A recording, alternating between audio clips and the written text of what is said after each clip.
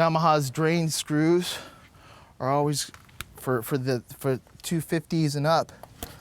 They're gonna be right behind this pickup screen. There you go. And then the drain screws way down in here, all the way in the bottom. Always loosen the top screw first, because if there's any pressure built up, it won't explode on you, especially on older models. They'll build up pressure sometimes, and when you release the bottom drain, it'll go everywhere and shoot all over you. Here we're looking for no condensation. It's pretty dark, so it being this dark, it seems like there's probably gonna be some seals that need to be addressed underneath the water pump. All the V6s are requiring HD gear lube, so I always insert the HD gear lube with the Yamahas. You can even use it on the 150s. It's really dependable gear lube.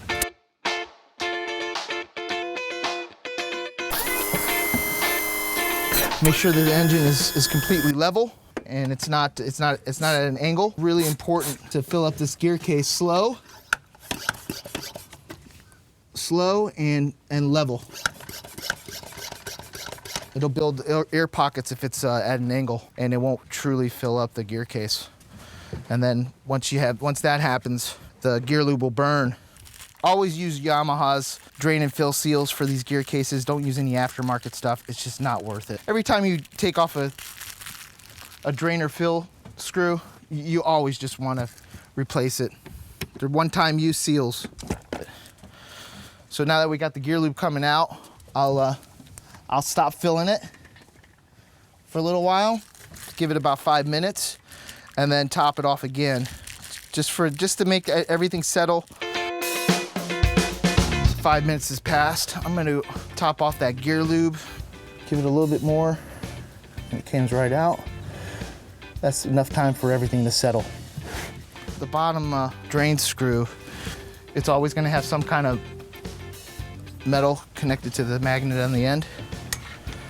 So you just always want to make sure it's completely clean, these threads, because if you don't, on any manufacturer, because if you don't, and you force this drain screw into its threads, it's really easy to cross thread, especially if there's magnet debris on the threads. I always, no matter what, after a while, I'll just start the threads and then tighten it. I never really try to use a driver. You want to tighten the top vent screw, because if you tighten the top vent screw, a lot less gear lube will come out the bottom when you're ready to put the drain screw back in. So when I take this out, I'll be ready with this screw here.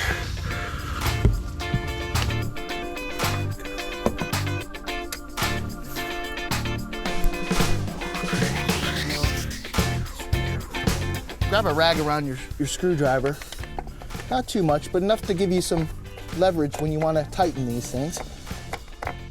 Give it a good turn so it doesn't break loose. It's gonna be a lot of vibration, and especially if they start bumping ground and that screw isn't tightened completely, it'll loosen on you, and you will lose gear lube.